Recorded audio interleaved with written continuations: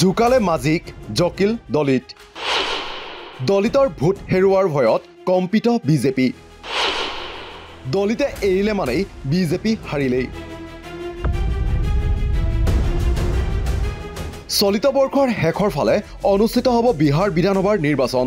কেন্দ্ৰত তৃতীয়বাৰৰ বাবে ক্ষমতা দখলৰ হোৱাত পালেও কিন্তু বিহাৰত আজিলৈকে ক্ষমতা দখলৰ সৌভাগ্য হোৱা নাই বিজেপিৰ সেয়ে বিজেপিক লাগে ক্ষমতা তাৰ বাবে ভয়ভীতি প্ৰদৰ্শনৰ পৰা আৰম্ভ কৰি বিভাজনৰ ৰাজনীতিলৈকে সকলো প্ৰচেষ্টা অব্যাহত ৰাখিছে বিজেপিয়ে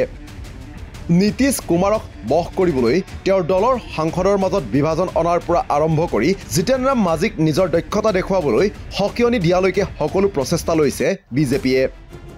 কিন্তু বিগত সপ্তাহত বিজেপিৰ অংকত কিছু পৰিমাণে জংকপংক লাগিল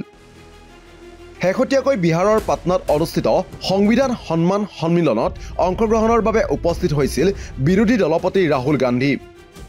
বিগত সপ্তাহৰ শনিবাৰে পাটনাৰ হোটেল মৰ্যাদাত বাহৰ পতাৰ সময়তে ৰাহুল গান্ধীক সাক্ষাৎ কৰিছিল আৰজেডিৰ মুৰব্বী লালু প্ৰসাদ যাদৱ আৰু তেওঁৰ পুত্ৰ তথা বিৰোধী দলপতি তেজস্বী যাদৱে ৰাহুল গান্ধীৰ পাটনা ভ্ৰমণে যেন বিহাৰৰ ৰাজনীতিত যথেষ্ট প্ৰভাৱ পেলাবলৈ সক্ষম হৈছে ইতিমধ্যে এনডিএ মিত্ৰজোঁটত অংশীদাৰ হিচাপে থকা বহুবোৰ দলৰ নেতৃত্বৰ গতিবিধি যেন সলনি হৈছে ৰাহুল গান্ধীৰ ভ্ৰমণৰ পাছতেই ইতিমধ্যে এনডিএৰ সহযোগী পশুপতি পাৰ্চে আগতেও বিহাৰ বিধানসভাৰ নিৰ্বাচনত প্ৰতিটো সমষ্টিতেই প্ৰাৰ্থিত্ব দিয়াৰ কথা ঘোষণা কৰিছিল এতিয়া সেই দাবী আৰু জোৰদাৰ হৈছে তদুপৰি এনডিএৰ অংশীদাৰ হিচাপে থকা দল হিন্দুস্তান আৱামী মৰ্চাৰ নেতা জিতেন ৰাম মাঝিয়ে জাহানবাদত এখন দলীয় সভাত অংশ লৈ কৈছিল তেওঁৰ দলক ঝাৰখণ্ড আৰু দিল্লী নিৰ্বাচনত একেবাৰে গুৰুত্ব দিয়া নহল তেওঁক প্ৰাৰ্থিত্ব বিচৰাৰ সময়ত ওকাদৰ কথা কোৱা হ'ল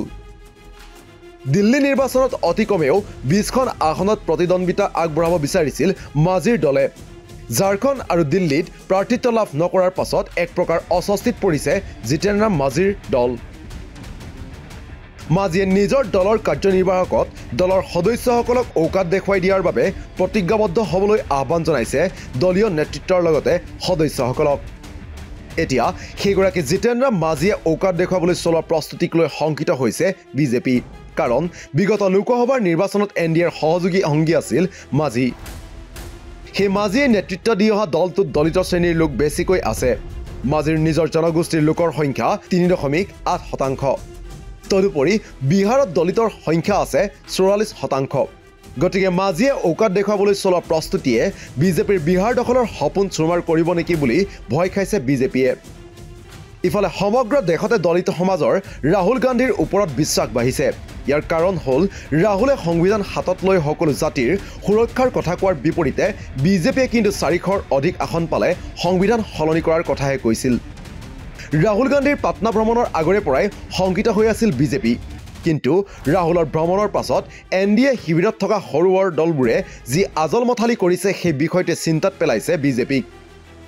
ইফালে জিতেন ৰাম মাঝিয়ে কৈছে যে তেওঁৰ দলৰ ফালৰ পৰা 40খন আসন লাগে বিহাৰ নিৰ্বাচনত